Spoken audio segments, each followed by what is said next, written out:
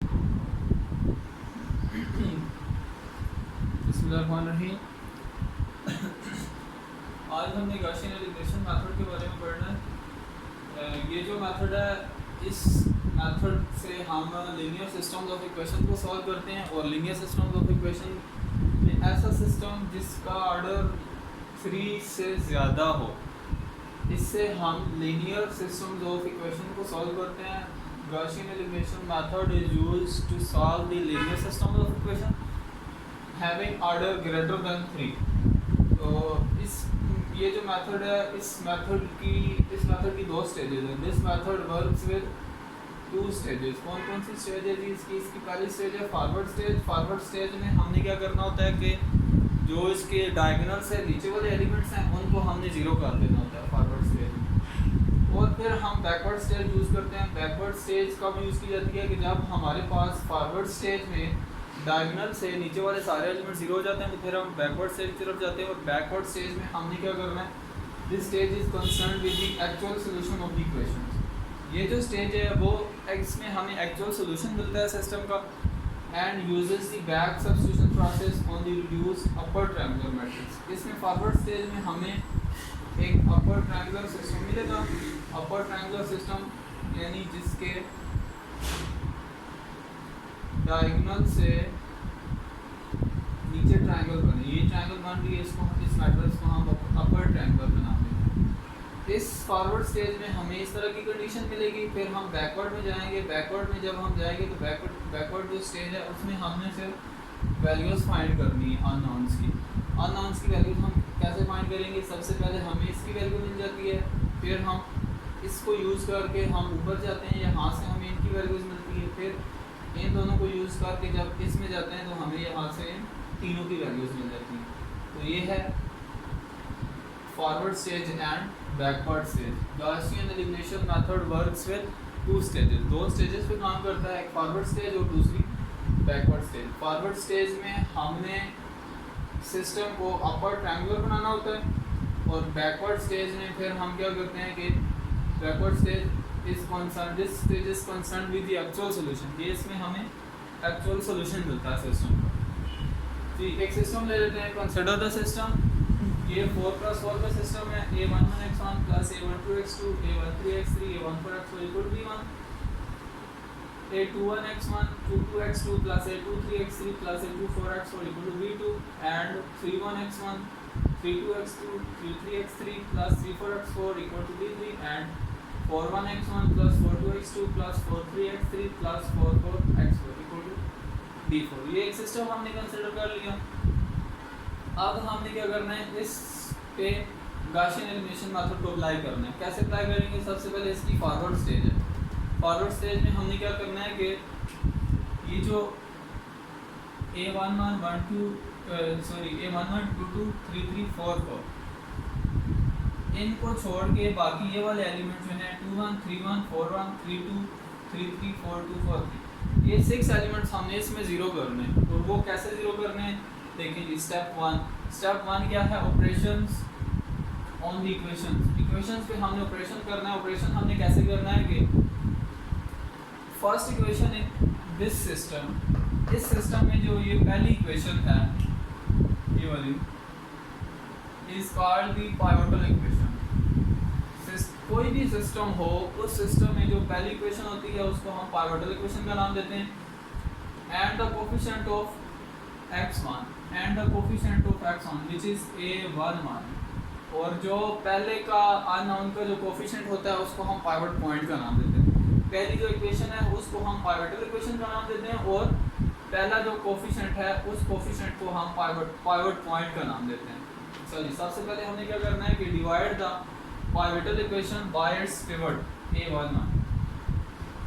पहली इक्वेशन को हमने a11 से डिवाइड कर देंगे जी। डिवाइड हम क्यों कर रहे हैं? क्योंकि हमने अपने ऑपरेशन को इजी करने के लिए इसका कोफिशिएंट 1 करना है। जब पहली इक्वेशन का कोफिशिएंट 1 हो जाता है, पहला कोफिशिएंट 1 आ जाता है, x1 का कोफिशिएंट जब 1 आ जाएगा आपके पास, तो ऑपरेशन करने में हमें आसानी होगी।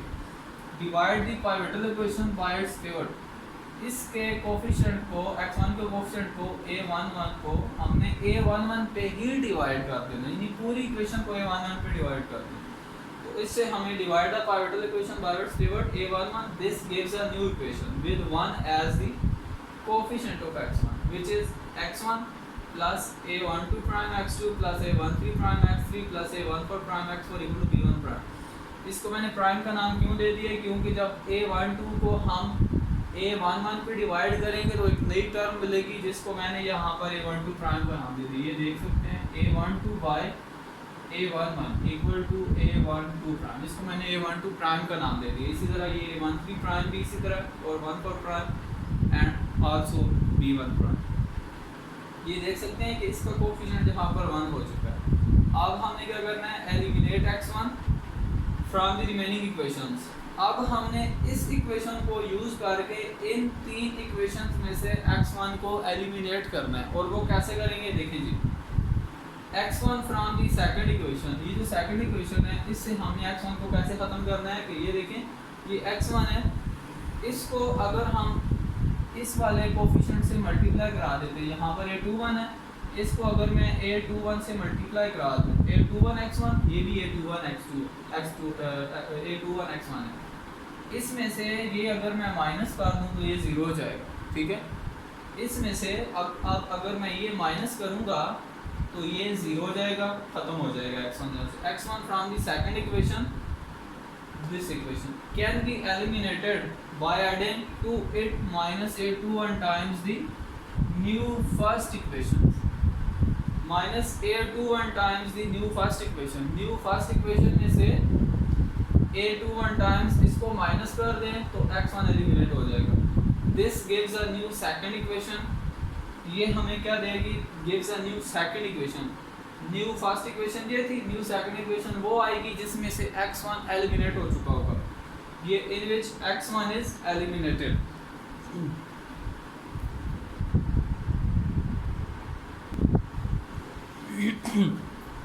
जी अच्छा जी, x1 एलिमिनेट करने के बाद हमें इक्वेशन कौन सी मिल गई है, 0 plus a22 prime x2 plus a23 prime x3 plus a24 prime x4 equal to b2 prime.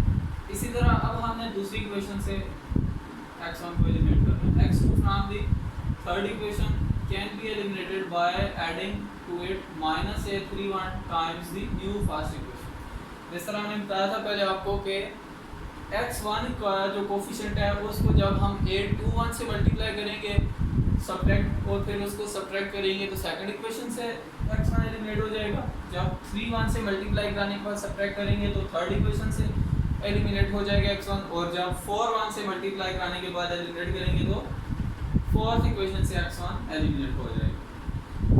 In general अगर हमें ith इक्वेशन से x1 को एलिमिनेट कराना है तो उसमें हम minus ai1 times new first equation add कर देंगे तो उसमें से भी x1 एलिमिनेट हो जाएगा। जी after the completion of step 1 complete करने के बाद हमें जो set of the new set of equations, ये बात आपने याद रखनी है लाजमी के विद x1 एलिमिनेटेड, सिर्फ वो इक्वेशंस लिखनी है स्टेप 1 पूरा करने के बाद जिनसे x1 एलिमिनेट हो चुका है, कि x1 जिनमें से एलिमिनेट हो चुका है सिर्फ आपने वो इक्वेशंस लिखनी है। तो वो कौन सी हैं और कितनी हैं, देयर आर 3 इक्वेशंस, ये सिर्फ 3 इक्वेशंस हैं जिनमें से x1 हमने एलिमिनेट कर दिया था। अब हमने इस सिस्टम को b का नाम दे दिया, अब हमने इसको लेके आगे चलना है।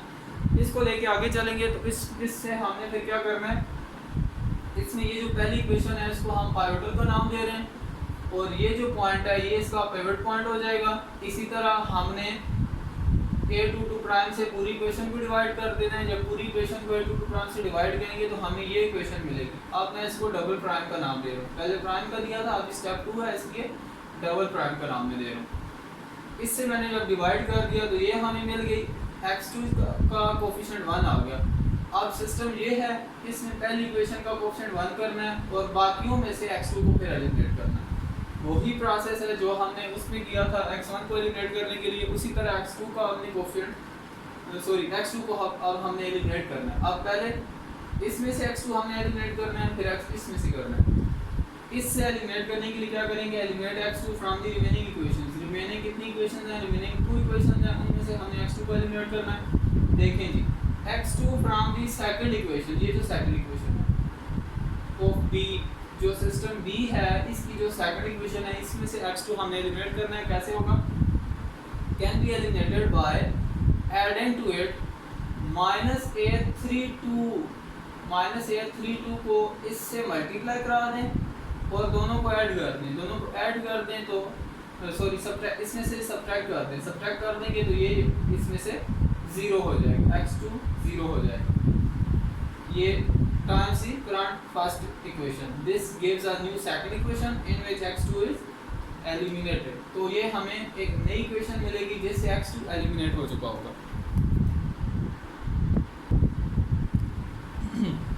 अच्छा जी, आफ्टर एलिमिनेटिंग x2 हमें ये इक्वेशन मिल गई, थर्ड से हमने एलिमिनेट कर दिया। इसी तरह अब हम इक्वेशन 4 से एलिमिनेट कर देंगे सिमिलरली x2 फ्रॉम दी, यानी जो सिस्टम में थर्ड इक्वेशन है और वैसे जो फोर्थ इक्वेशन है। The third equation is eliminated which is 0 + a4 double prime x3 + a4 double prime x4 equal to b4 double prime. जी, after the completion of step 2 पूरा करने के बाद हमें क्या मिल रहा है जी, the set of new equations with x2 eliminated. वो इक्वेशंस लिखनी है जिनसे x2 एलिमिनेट हो चुका है, एक्सेप्ट द पाइवटल इक्वेशन। यानी पाइवटल नहीं लिखनी क्योंकि उसमें x2 आ रहा है। वो कौन कौन सी हैं, वो एक ये इक्वेशन हो गई और दूसरी ये इक्वेशन, ये दोनों लिखनी हमने और इस सिस्टम को मैंने c का नाम दे दिया। अच्छा जी, अब हमने ये सिस्टम यूज़ करना है। स्टेप 3 क्या है, the first equation in this system is called the pivotal equation. इसमें ये जो पहली इक्वेशन है इसको मैं पाइवटल का नाम दे रहा हूँ और x3 का जो कोफिशिएंट है उसको मैं पाइवट पॉइंट का नाम दे रहा हूँ। हमने क्या करना है, सबसे पहले वही प्रोसेस के divide the pivotal equation by its pivot. Pivotal equation को उसके पिवट पॉइंट से डिवाइड कर देंगे, यानी a33 डबल प्राइम से इसको डिवाइड करूँगा। जब मैं इसको डिवाइड करूँगा तो क्या मिलेगा, gives a new equation, new first equation with 1 as the coefficient of x3। Coefficient with 1 as the coefficient of x3, यानी इसमें x3 का कोफिशिएंट 1 हो जाएगा। और वो कौन सी इक्वेशन आ रही है, x3 + a34। अब इसको मैं ट्रिपल प्राइम का नाम दे रहा हूँ क्योंकि स्टेप 3 है इसका, x4 + b3 ट्रिपल प्राइम। अब मैंने क्या करना है, इसको यूज़ करके बाकी इक्वेशंस में से मैंने x3 को एलिमिनेट करना है। और बाकी कितनी है, बाकी सिर्फ एक इक्वेशन है, इससे सिर्फ मैंने x3 को एलिमिनेट करना है। Eliminate x3 from the remaining equations, उसमें से मैंने 4 3 को जब मैं इससे मल्टीप्लाई करूँगा, इससे इसमें से सब्ट्रैक्ट करूँगा इसको, तो यहाँ से x3 0 हो जाएगा। तो हमें क्या मिल गया, a4 फ्रॉम ट्रिपल प्राइम। अब इसको मैं 4 प्राइम का नाम दे दूँगा, x4 equal to b4 prime. ठीक है जी, सॉरी इसको ट्रिपल प्राइम का नाम दूँगा क्योंकि स्टेप 3 चल रहा है। अब क्या करेंगे, इसको फिर मैं x4 का कोफिशिएंट 1 करने के लिए a4 को डबल प्राइम से डिवाइड कर दूँगा ट्रिपल प्राइम से, तो हमें ये इक्वेशन मिल जाएगी इसका, यानी कोफिशिएंट 1 हो जाएगा। अब हमने सारी वो इक्वेशंस लिखनी है जिनमें कोफिशिएंट 1 हुआ है, यानी x1 को कोफिशिएंट 1 है, x2 का कोफिशिएंट 1 था, x3 का कोफिशिएंट जिसमें 1 है और x4 का कोफिशिएंट जिसमें 1 है। तो ये देख लें, x1 का कोफिशिएंट 1, x2, x3 और x4। ये सिस्टम हमें मिल चुका है और ये जो सिस्टम है ये है इसकी फॉरवर्ड स्टेज। यानी ये देख लें, इसमें ये वाले सारे एलिमेंट्स, इसके डायगोनल से नीचे वाले जितने भी एलिमेंट्स थे वो 0 हो चुके हैं। अब हमने फॉरवर्ड स्टेज हमें मिल चुकी है, अब हमने बैकवर्ड स्टेज यूज़ करनी है। बैकवर्ड कैसे करेंगे, ये देखें, x4 की वैल्यू मुझे मिल रही है, ये इस वैल्यू को मैं इसमें यूज़ करूँगा तो यहाँ से मुझे x3 मिलेगा। जब x3 मिलेगा तो x3 और x4 दोनों को मैं जब इसमें यूज़ करूँगा तो मुझे x2 मिल जाएगा। और फिर x2, x3, x4 को जब मैं इसमें यूज़ करूँगा तो यहाँ से x1 मिल जाएगा। क्योंकि शुरू मैंने आपको बता दिया था कि फॉरवर्ड स्टेज में डायगोनल से नीचे वाले सारे एलिमेंट्स को मैंने 0 कर देना है और फिर मैं बैकवर्ड की तरफ जाऊँगा, बैकवर्ड स्टेज की तरफ। बैकवर्ड स्टेज क्या है, वो है actual solution. Backward stage is concern with the actual solution of the system. तो यहाँ से मुझे x1, x2, x3 और x4 सारा मिल जाएगा। सबसे पहले x4 मिलेगा, फिर x3 मिलेगा, फिर x2 मिलेगा और एट द एंड मुझे x1 मिल जाएगा।